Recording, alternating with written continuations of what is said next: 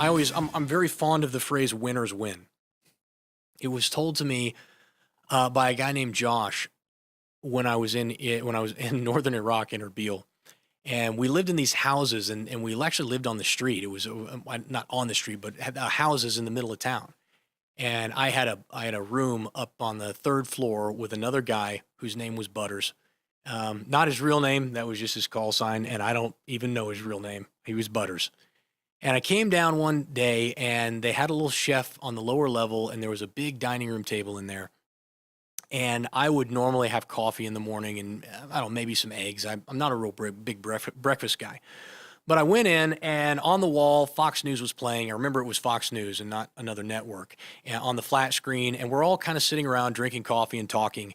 And we're talking about all the stuff that's going on in the world. And it's genuinely bad news. And I noticed Josh is just like shoveling cereal into his mouth just as fast as he can do it. And he hadn't really said anything. And I didn't really know Josh very well. He worked on a different team than I worked on, but there's a camaraderie because we all kind of do the same job. And so I said, "Hey, Josh, what do you think about all this?" And Josh, while he's still shoveling cereal in, looks up at the TV. He's like, "What, all that?" I said, "Yeah." He's like, "Oh, I don't care." And I was a little offended, honestly, because I'm kind of into politics and I'm kind of into economics. And even back then, there was something that really intrigued me. And I was like, "What do you mean, man? Like, you don't care at all about the world around you and what's happening and all the crap that these politicians are doing?" And I'll never forget his reaction. He literally, like, half spoonful of cereal coming up to his mouth. He stops, looks at me dead in the eye, drops the spoon down into the cereal. The milk splashes out onto the table. He looks, he goes, "Do you want to know? Do you really want to know?" And I was like, I was a little worried, right? About to fight? Well, that's what I thought, because sometimes that happens. Yeah. Like, sometimes somebody's just having a bad day and we got to work some stuff out. Uh-huh. And so, but I'm not going to chump out. So I was like, "Yeah, I really want to know." And so he goes, "Look, what those people do doesn't make a blankety blank difference about my life." He's like, "I'm a winner. And you know what winners do?" And I said, "What?" He goes, "They win. So it doesn't matter what any of those guys do. It doesn't matter what obstacles they put in front of me. I'm a winner, and winners win. I'm going to win." And then he picked his spoon back up and he started shoveling cereal back into his mouth. And I thought, holy smokes, changed my whole outlook.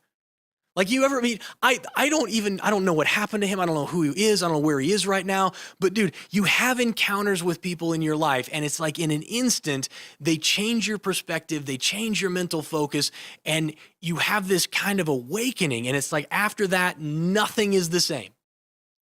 And that was one of the encounters that I had in my life with somebody that I really didn't know, that changed my life forever, changed my entire outlook. And Darren can tell you how often we talk about it around here. Winners win. I always think someday we got to find that dude, because I know how many, I've been with you. We've been doing this for 7+ years. I've heard that story. I don't know how many times I can count. I know tens of thousands of people have heard that story. And I guarantee you that story has stuck with every single person that's heard it.